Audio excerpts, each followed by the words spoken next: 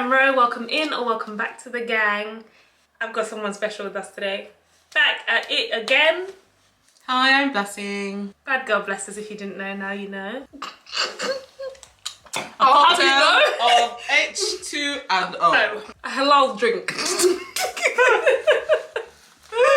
Cheers, Ginny, cheers. The world's gonna open soon, we hope. So, to aid your ventures and planning, we thought this would be a good time to help you out with some places you can travel to, especially as a black person, because I know sometimes people get nervous traveling and you can be worried about safety, staring, etc, etc. We don't know all that much, but we do know a little about nothing, you know? We're gonna share 5 of our favorite places that we've traveled to each. Canada.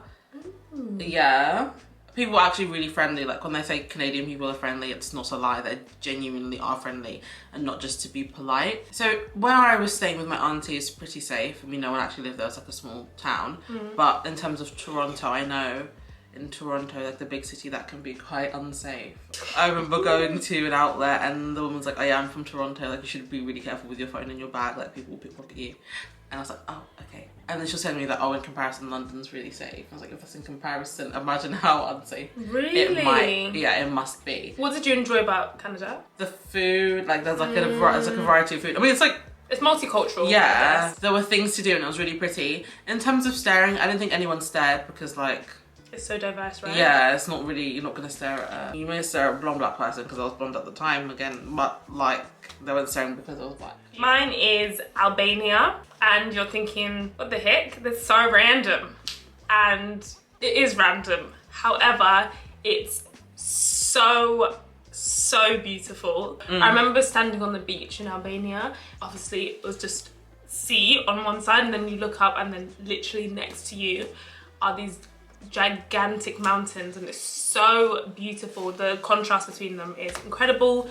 The food was incredible. Location wise, it's pretty close to Italy. The food is relatively similar. It's a lot of seafood, pasta, bread, etc. Is it?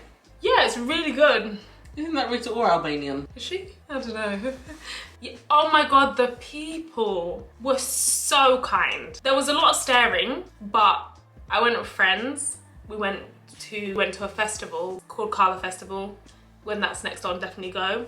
It was in a small town and the people there were so kind. I cut my hand at like 4 in the morning and this family sat me down in their front garden and bandaged me up, and then they were really sweet. They didn't speak any English and I didn't speak Albanian, and then I just kind of sat and we signed and symboled and nodded and kikied, and then I left and that was that. But they were so friendly.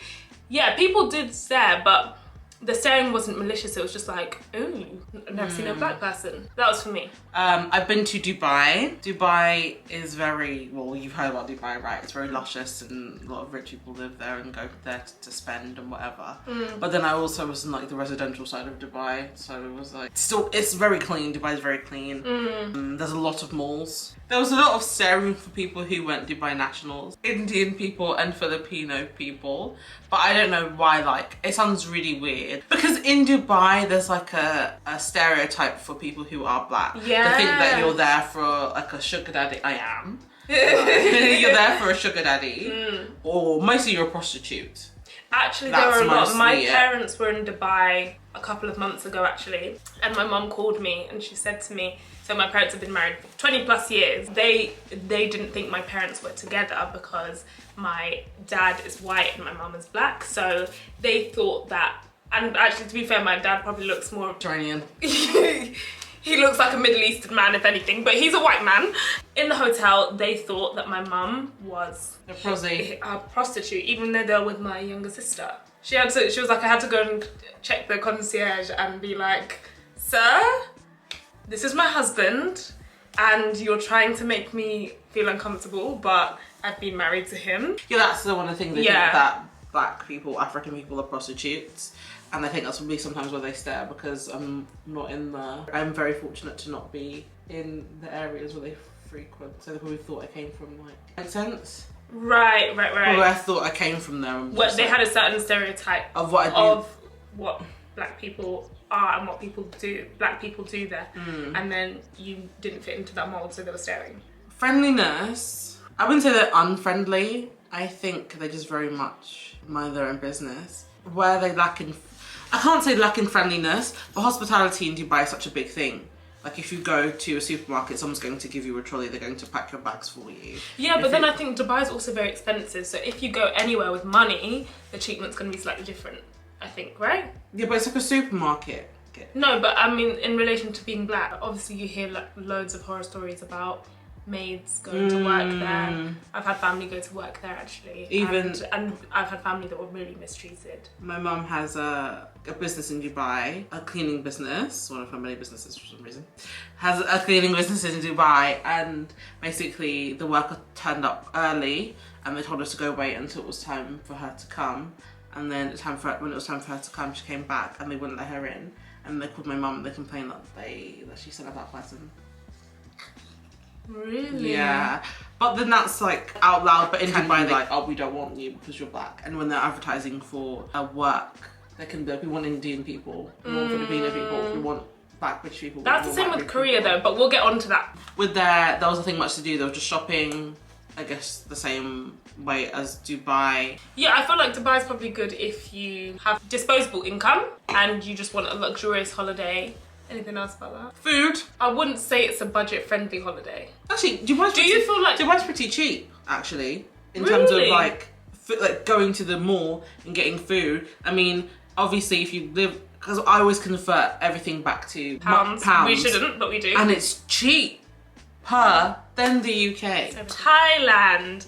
Anyone who knows me knows that this one had to be on the list. I lived there for a year, and Joyce says random Thai words. Like that you bully me like this, you know? You're meant to be supporting me, encouraging me. Amazing food, amazing people, it's so friendly. I think you'll see a theme emerging that I like going to places where people are friendly and really kind. It's called the Land of Smiles for a reason. People stare, they stare a lot, so be prepared for that, but it's the type of staring isn't like other countries. I feel like it's just inquisitive staring. Oh my god, it would be a weird day if I went to the supermarket and someone didn't take a picture of me. Like I could be queuing up and someone would be like, and I'd be like, hiya, you alright? And then they'd be like, oh my gosh, once I was with my host mum, my Thai mum, shout out to PA, hey. Someone came up to her on the street and showed her an album on their phone, and it was just me. It was just me, but it was pictures I'd never seen of myself, just from random angles, like walking through the town. She'd obviously collated this album, and I was like, and then she was like, good, you're a teacher, good job. And I was like, okay, right. It's strange, but I just took it in my stride, and the lady was really friendly. Yeah, so food's amazing. It's a really affordable country to travel in. You can get really grand things and really beautiful things and visit beautiful places for not really that much in comparison to the rest of the world. From my experience, I never felt unsafe. Morocco. We've both been to Morocco. We have both been to Morocco. I went to Marrakesh. I don't know where you went. I went to Essaouira. I've pronounced it incorrectly. I know that, but I'll put it on the screen. Yeah. With Morocco, it's, for me, it's strange as a country because it's so, does it make sense to say Arabian, but it's in Africa? And I was really confused where I was the whole entire time. And they speak Spanish, French, and Arabic. I'm so impressed by how many languages Not they weird, speak. it's intriguing. Like, it's just so, I'm amazed by it. I think North Africa's really interesting in that sense because they have such a combination of different cultures, and obviously because of their history, like Blessing saying, they have the Arabic influence, they have the French influence. It's in Africa, so they have the African influence. Who else do they have? Spanish. But they're so close to Spain. It's so close to Europe. Yeah. Looking back at the pictures, I obviously had a really good time because like we went on like tours and stuff, and like it's really beautiful to go to the markets and see people hand making rugs and bags and jewellery and stuff. One thing I didn't like about Morocco was actually the touching. I think we've mentioned this before. In Marrakesh, the market, there's a lot of touching. There's a lot of Beyonce, Stacey Slater, any other black person, any other British person. You know, call my dad Barack Obama. My dad does not look like Barack Obama. I got Serena Williams. Yeah, like just all random things. Rihanna.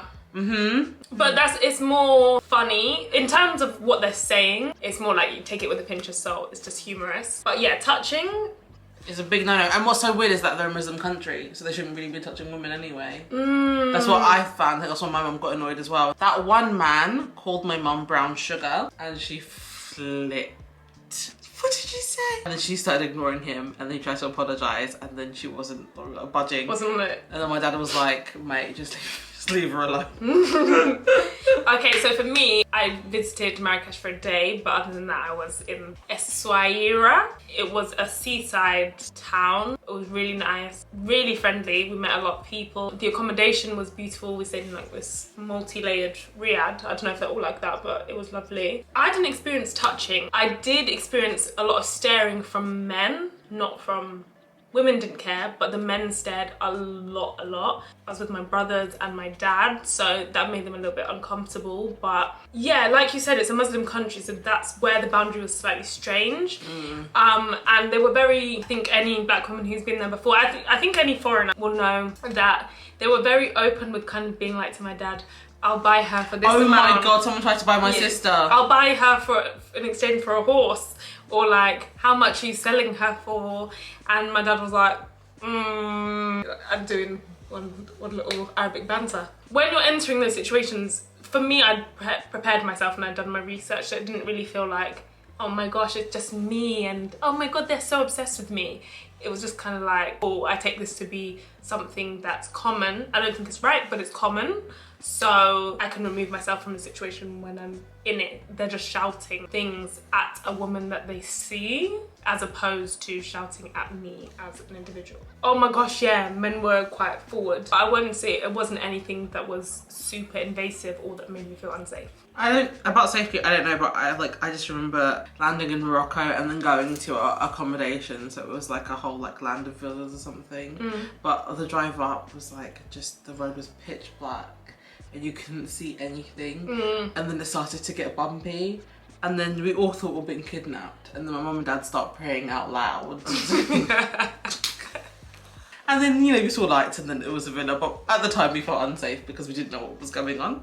But I don't know if I can say how safe or unsafe Morocco is, because I was with my parents, so I was always with them. So I didn't have a chance to go out on the town or whatever. In terms of affordability, I think it was okay. The food was a bit... A lot of bread. A lot of and grilled meats. And if that's a bit of you, then like... It's nice. People love but tagine, not the whole week. And then that's why we ended up eating Italian food towards the end of our stay.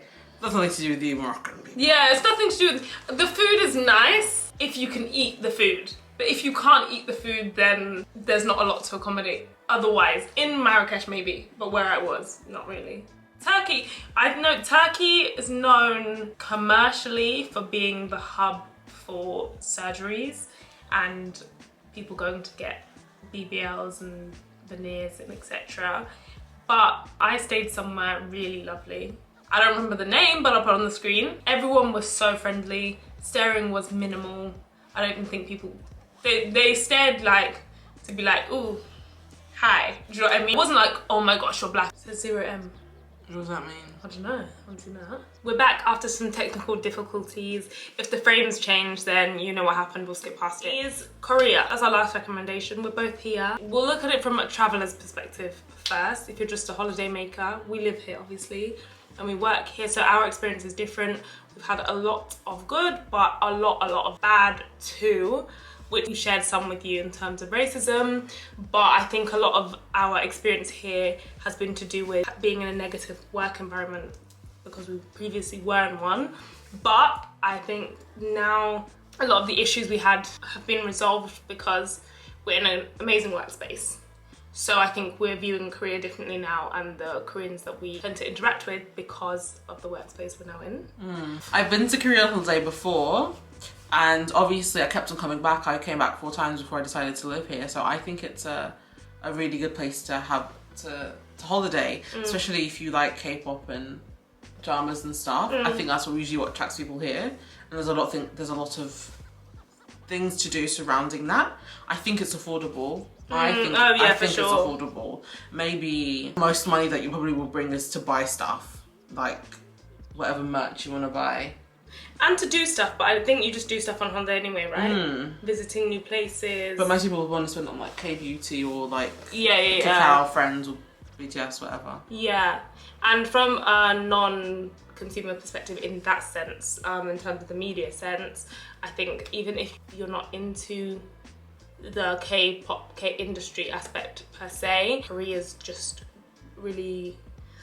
I wouldn't say Seoul is pretty. I don't think it's a pretty city as such. It was built for purpose as opposed to for aesthetics, and you can tell. But Busan's very pretty, like the beach, the countryside. Surrounding Gyeonggi-do area, things to do. I think everyone's so focused on Seoul, but there are other big cities in Korea. Yeah, oh my god, it's so mountainous here as well. Yeah, there's a lot of like places you can go on, walks. Yeah. And because of the seasons, you get the extremes, so you can go on, because it's really hot in the summer, you can go to the beach and go to Jeju Island, and then in the winter, if you're into skiing, you can ski, and I hear it's really good for a ski season here. The food's great if you don't like Korean food. There are other options. There are so many other options. You literally see us in the vlogs. I'll link it up there. People can be friendly. They can be. Yeah. Like any other I wasn't place. throwing shade. Like any other place, they can be friendly, they cannot be friendly. Cleanliness, Korea's... Wait, I think people are a big part of what makes a place feel safe, feel good. It's safe. I think it's safe for women to a certain extent. Obviously, there's cameras and stuff, but walking alone at night on streets, I think you'll be okay. I don't feel like, in terms of being black here and racism, I don't feel like, from our experience, the likelihood of someone trying to physically harm you is very slim. The likelihood of someone spouting out verbal abuse at you is also relatively slim, though it does happen. That happens everywhere too. But in general, we're still here and we're staying until we decide to go. So it must have captured our hearts, so to say. Yeah, but I feel like it's also like pretty different. Like I think we're lucky because we've met each other. So that can make a lot of it. Yeah, facts. I'm not sure I'd still be here. Because some people say that they come and they feel really lonely, so they just go back home. But then I just think that's moving to every country. That can be anywhere, depending on who you meet, right? One I didn't add to the list, which I'd recommend, visit Africa. Uganda, back to the motherland.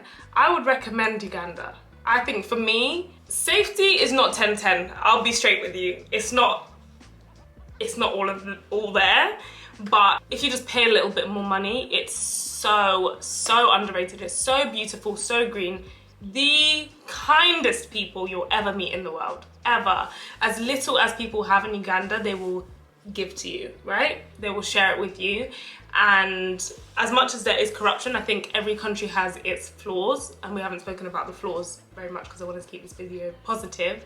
But Uganda is incredibly affordable to travel around.